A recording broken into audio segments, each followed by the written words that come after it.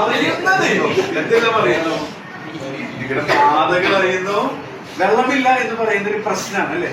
ഒരു പ്രശ്നമാണ്. കറണ്ട് ഇല്ല എന്ന് പറയുന്നത് പോലെ നിങ്ങളുടെ പ്രശ്നങ്ങളെ അറിയും. ഏറ്റവും വലിയ പ്രശ്നം എന്താ? മനുഷ്യന്റെ ഏറ്റവും വലിയ പ്രശ്നം അവന്റെ പ്രശ്നം എന്താ? മനുഷ്യന്റെ, ഞാൻ സമയം പോകുന്നത് വേഗം പറയാം. മനുഷ്യന്റെ ഏറ്റവും വലിയ പ്രശ്നം, നിങ്ങൾക്ക് BBS 4 ദിവസം പഠിച്ചതുകൊണ്ട് നിങ്ങൾക്ക് അറിയാം എന്താ? Very good. പാപം അല്ലേ ഡാനി? പാപമാണ് ഏറ്റവും വലിയ പ്രശ്നം. ഈ പ്രശ്നം, ഈ പാപം എന്ന പ്രശ്നം പരിഹരിച്ചാൽ മാത്രമേ നിങ്ങൾക്ക് കൂടെ നടക്കാനായിട്ടും അവൻ രുചിച്ചറിയാനായിട്ടൊക്കെ സാധിക്കും. നേരത്തെ പറഞ്ഞ പോലെ അവന്റെ കരുതൽ, അവന്റെ വിളി, അവന്റെ വിശ്വസ്തത, അവന്റെ വിടുതലൊക്കെ ശരിക്കും നിങ്ങൾക്ക് മനസ്സിലാക്കാൻ സാധിക്കണമെങ്കിൽ എന്ത് വേണം? എന്ത് വേണം? എന്ത് വേണം? എന്ത് വേണം? ജയില് അല്ലേ? അല്ലേ? Very good. പാപം എന്ന പ്രശ്നം പരിഹരിക്കപ്പെടാത്തവരായിട്ട് ആരെങ്കിലും ഉണ്ടോ? ഇത് കേൾക്കുന്ന ആരെങ്കിലും ഉണ്ടോ? പാപം എന്ന പ്രശ്നം പരിഹരിക്കാനായിട്ട് മനുഷ്യന്റെ സ്വന്തം പ്രയത്നത്താൽ സാധിക്കുകയില്ല.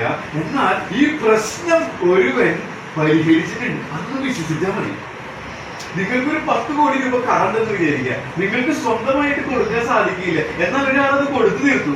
ഇനി നിങ്ങൾ കടക്കാരനാണെന്ന് ചിന്തയിൽ ജീവിക്കേണ്ടതുണ്ടോ? പിന്നെ എന്ത് ചെയ്താൽ മതി?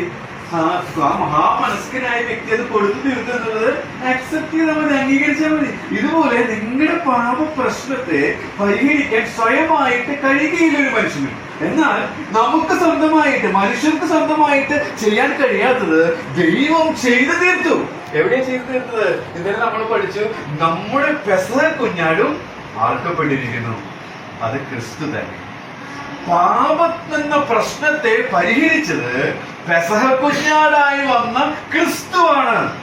ക്രിസ്തുവിന്റെ ക്രൂശിലെ മരണം എന്റെ പാപം എന്ന പ്രശ്നത്തെ എന്നേക്കുമായി പരിഹരിക്കാനാണെന്ന് ഞാൻ ആത്മാർത്ഥമായി വിശ്വസിച്ചാൽ, അത് അക്സെപ്റ്റ് ചെയ്താൽ, 100 കോടി കടം മനസ്സുള്ള ഒരു വ്യക്തി കൊടുത്തു തീർത്തപ്പോൾ ആ കടം ഇല്ലാതായതുപോലെ നമ്മുടെ പ്രശ്നം, പാപം എന്നുള്ളത് പരിഹരിക്കപ്പെടും.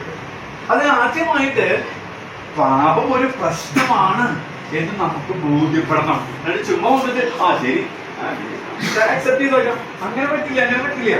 ശരിക്കും നിങ്ങൾക്ക് പാപം എന്ന പ്രശ്നം എന്നിലുണ്ട് എന്ന് ബോധ്യപ്പെടണം.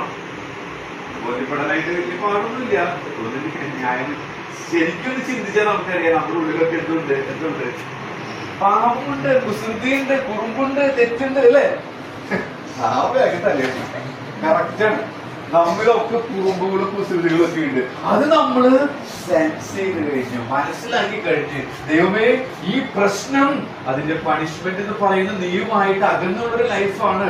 അത് അതിനേക്കാളും ഗുരുതരമായ പ്രശ്നമാണ്. അയ്യോ, എനിക്കത് വേണ്ട, ഇത് സെറ്റിൽ ചെയ്യാൻ ഞാൻ ആഗ്രഹിക്കുന്നു. നീ സെറ്റിൽ ചെയ്ത് കഴിഞ്ഞത് ഞാൻ മനസ്സിലാക്കി, അത് അക്സെപ്റ്റ് ചെയ്തു. അങ്ങനെ പറഞ്ഞാൽ ഈ പാപം എന്ന പ്രശ്നം പരിഹരിക്കപ്പെടും. ഇന്ന് ഈ പാപം എന്ന പ്രശ്നം പരിഹരിക്കപ്പെടാത്തവരായിട്ട് ആരെങ്കിലും എന്നെ കേൾക്കുന്നുണ്ടെങ്കിൽ, ഈ കോമ്പൗണ്ട് വിട്ട് നിങ്ങൾ പോകുന്നതിന് മുൻപ് ഈ പ്രശ്നം പരിഹരിച്ചാൽ ഈ BBS സക്സസ് ആയി.